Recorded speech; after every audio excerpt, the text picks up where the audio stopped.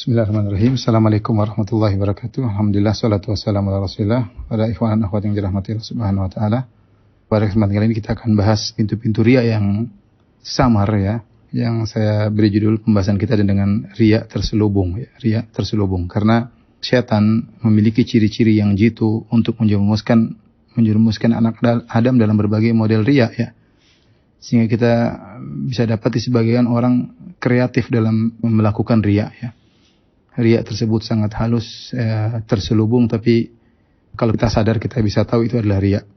Dan saya ingatkan sebelum saya menyampaikan materi ini adalah materi untuk kita, bukan untuk mencurigai orang. Karena urusan niat adalah urusan Allah Subhanahu wa Ta'ala. Tapi kita waspada untuk diri kita sendiri, jangan sampai kita terjebak dalam riya yang seperti ini ya. Yang dimaksud dengan riya terselubung adalah nampaknya, zahirnya bukan riya, tapi sebenarnya di balik itu ada riya yang samar ya.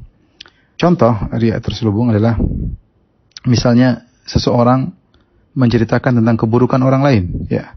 Seperti menceritakan si fulan itu kalau sholat subuh selalu terlambat ya misalnya. Di balik ceritanya ini dia ingin tunjukkan bahwasanya dia enggak pernah terlambat dalam sholat subuh ya. Atau misalnya dia mengatakan si fulan itu pelit ya, kalau diminta sumbangan ya Allah pelitnya. Tujuan dia adalah untuk agar orang-orang yang dengar tahu dia tidak pelit, dia tidak seperti itu. Ya.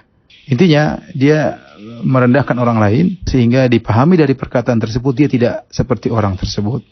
Dan Ibnu Taimiyah rahimahullah pernah menyampaikan tentang bahayanya riya seperti ini. Ini adalah menggabungkan dua dosa. Dosa pertama adalah riya, dosa kedua adalah ghibah.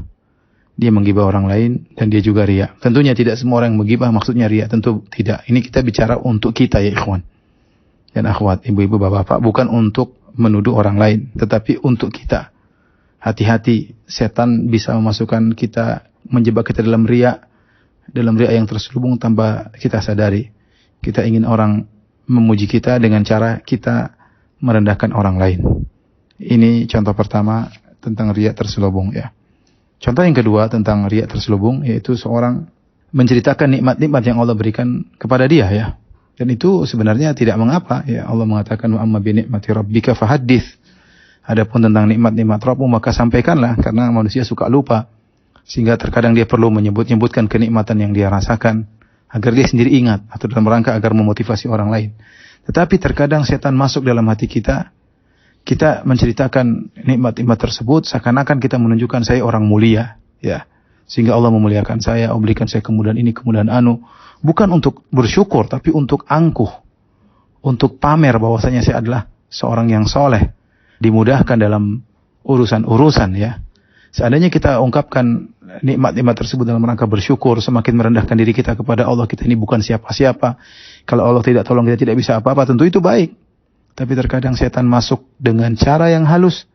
Sehingga kita terpedaya, kita menyebutkan nikmat-nikmat tersebut, ternyata agar orang-orang muji kita bahwasanya kita adalah orang yang soleh, orang yang bertakwa, dimudahkan urusannya oleh Allah, dan itu berbahaya. Ini adalah riya terselubung ya. Di antara model riya terselubung ya adalah seorang memuji gurunya dengan pujian setinggi langit. Oh guru saya masya Allah begini-begini, orangnya hebat, orangnya orangnya suka nangis, orangnya hafalannya banyak, orangnya bertakwa. Muji selalu dia dalam majelis-majelisnya memuji-muji gurunya ya. Ternyata di balik itu dia punya niat. Dia ingin mendompleng ketenaran gurunya ya. Sehingga orang tahu dia muridnya seorang guru yang hebat. Dengan dia memuji-muji gurunya, pada sungguhnya dia sedang memuji dirinya sendiri. Disinilah letak terselubungnya. Dia pamer-pamer gurunya dalam rangka untuk memamerkan dirinya karena dia adalah murid dari guru tersebut. Nah, ini hati-hati waspada. Kita tidak menuduh orang, ingat ya, saya ulangi lagi, kita tidak sedang menceritakan orang. Kita bicarakan kondisi yang semoga kita tidak terjerumus dalam kondisi tersebut.